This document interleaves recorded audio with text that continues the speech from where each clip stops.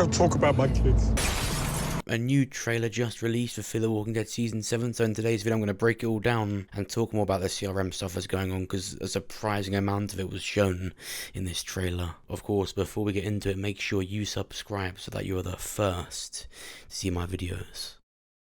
So we've already seen in some sneak peeks what Fear Season 7 will look like, and it is so much like the Fallout games. I knew it would be the same kind of thing with Fear and Fallout, the way they have to get into a shelter because the nuclear bomb's going to destroy everything, but I didn't think it would actually look like a spitting image of the Fallout games. I mean, Strand here just looks like a Fallout 4 custom character. It all already just looks really cool. I mean, these radiation suits that Morgan and that group are wearing are a bit silly, but then again, it's not really that questionable. They were in a submarine that had all of this stuff, and it's the very thing that shot the fucking nuclear bomb out. It's so cool that they'd show this. This is most likely Teddy, of course, the short antagonist for Season 6 of Fear. Dakota killed him, so his body was left out there so he would look like this. I think it's really cool they've shown that. I don't know if they would show Dakota because she was standing up and got instantly Anakin Skywalkered, so I don't even know if Dakota's body would even exist now. I don't really know why I'm theorising about dead bodies, but here we are. Talking of which, oh no, Wendell's probably dead. I honestly don't really care that much about Wendell because I barely care about Sarah, let alone her brother that's barely been in the show. The first shot we see in the teaser trailer for Season 7 is Althea telling Morgan if we stay, we die. Now obviously when we last heard from Althea, she had just sent Isabelle to go and save Daniel, Luciana, that whole group there.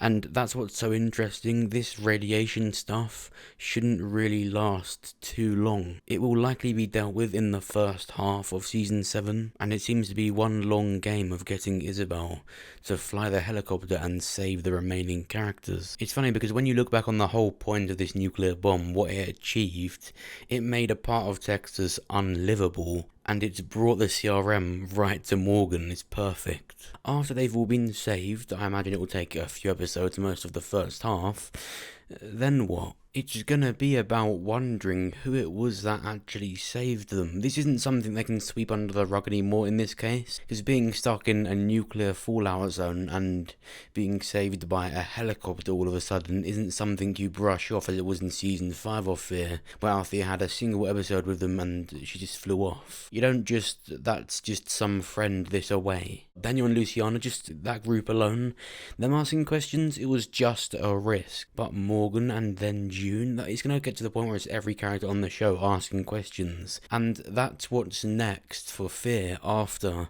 they've escaped this area of where the nuclear radiation is. It's the characters asking, who is that in the helicopter? And what a surprise that by the second half of Season 7, World Beyond would have been finished.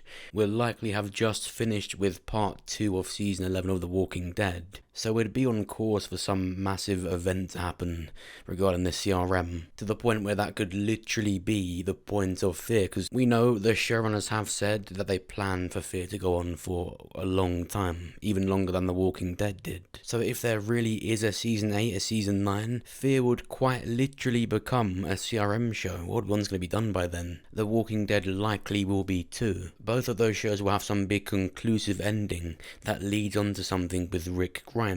So Fear the Walking Dead will quite literally be your only siphon into the Walking Dead universe, excluding Tales of the Walking Dead, because that's going to be more for revisiting characters that have already existed, whose stories have already taken place, you know, the Governor, Glenn, Ezekiel, and the other spin-offs that have allegedly been planned. Fear will be your only look into it in terms of looking forward and before the Rick Grimes movie, or the first one of the 3. I mean, Fear at this point has had more CRM cameos than The Walking Dead, and The Walking Dead is the one that sent their main character off to the CRM, and I've said for a long time that Morgan will likely be taken, or some kind of price will be paid by Isabelle doing this for Althea.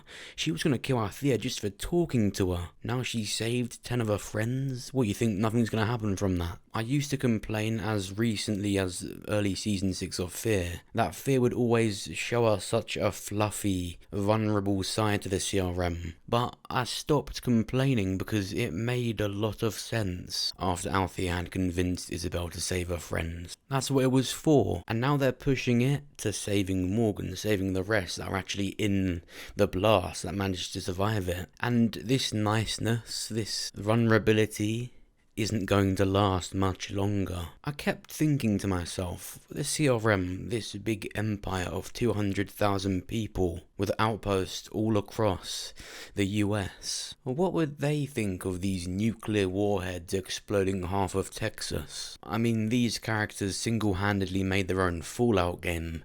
The CRM are going to want to get to the bottom of it. They're going to want to know who has fired such weaponry and if they can get their hands on it themselves. It is such a big deal, and I don't think the Season 6 finale even did that justice.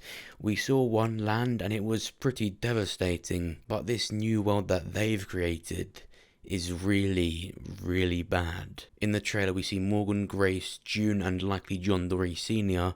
come across a CRM soldier. Grace asks, "Who the hell is that?" and Morgan says, "Let's not find out." When Althea is saying to Morgan, "If we stay we die," something tells me she's not just talking about the radiation. I mean, you know already the CRM don't take risks. They're going to want to take control of any threats or completely destroy them. Or at least that's how they've been presented. If they don't hear about the bomb, it's going to be shit. We are the last light of the world, but just ignore the nuclear bomb that went off in Texas. I'm going to be genuinely annoyed if they don't hear about it because it's stupid. But I think the main end game with the CRM appearing in Fear, you know how the CRM appeared in The Walking Dead to eventually take Rick, then we stopped hearing about it until likely part 3 of season 11 of The Walking Dead, when I think we will again. Well, in Fear, I do think it's Morgan. Because yeah, it makes sense, Isabelle and Althea going to the CRM, Althea would get to go with her. But that's not how it works. She can't just bring Althea along with her because that would suggest she actually told people about their cause. She was trained and told to kill people that even witnessed them. So instead, you'll have to say, "This is Althea. Don't worry, she's got an A or a B." I think Morgan will be an A or a B. And so Althea would be similar to Jadis in the way that she's just some scavenger that wants to join them. If she wants to join them, she needs to have an A or a B. That's how Jadis and Rick went to the CRM, and I think Althea and Morgan are a brilliant duo. I actually really like that. And it makes so much sense because if Morgan is taken at the end of Season 7, Rick would have been at the CRM already for a few months or maybe even a year, depending, of course, on when he's taken. At the end of Season 6, Isabelle took this small group away in a helicopter, but Morgan actually being taken has just been delayed. That's just what I think. Strand's got his men that he's going to build up now as well. You're obviously going to get your generic bad guys, but either way, the CRM are still going to be a thing in Season 7, still going to be some connections there. It's crazy to me because, of course, Jadis has just been revealed to be in World Beyond, and at the very end of the Season 8 finale of The Walking Dead, the show made sure that Morgan and Jadis met. He was the one to go and tell her that Rick wants her back at the communities to be a part of it. Jadis was actually one of the last characters that Morgan would ever even speak to from The Walking Dead. What's your name? Morgan Jones. You can call me Ann. They're definitely not going to meet again at the CRM. Like I said, you can hide, but you can't run. I hate that he was so proud of that hideous line, "I should be a philosopher." No, you need to go back home. Now, of course, the main plot of Season 7 is Strand is rallying his own army. He's quite literally taking things into his own hands. He no longer wants to be under Morgan's leadership. He spoke about this before, what's next for him and what's next for everyone else in the show. And that doesn't really include Morgan. He's going against Morgan. He's capable of starting his own army, and that's why what Michonne saw in our final episode, it being Strand, makes a lot of sense. And what he's doing is actually just proving that he can be a leader at the CRM. I think that's what he's got in common with Jadis too.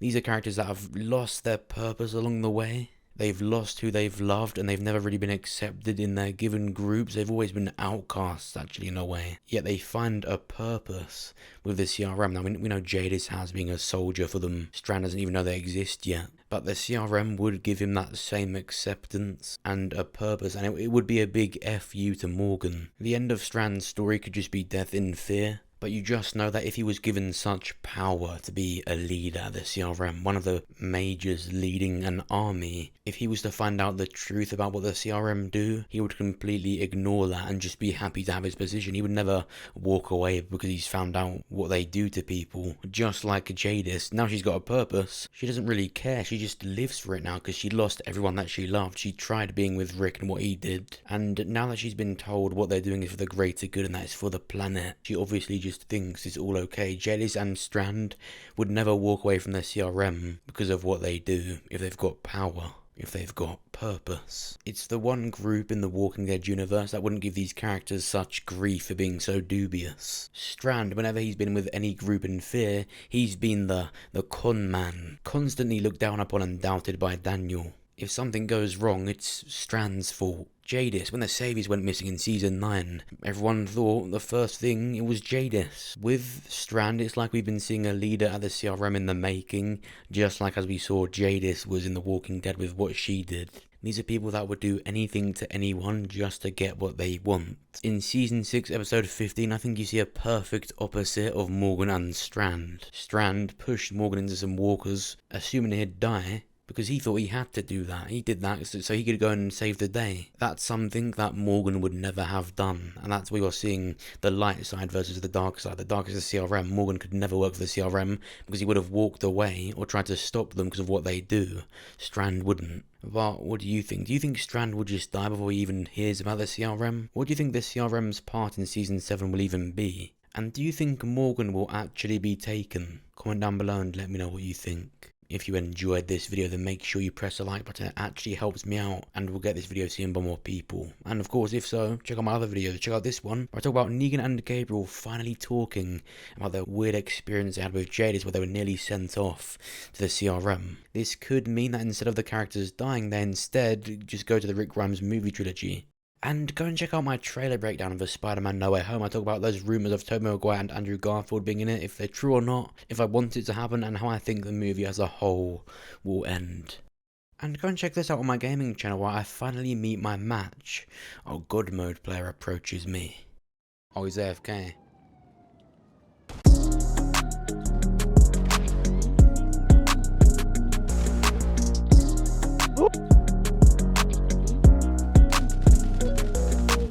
You trying to do?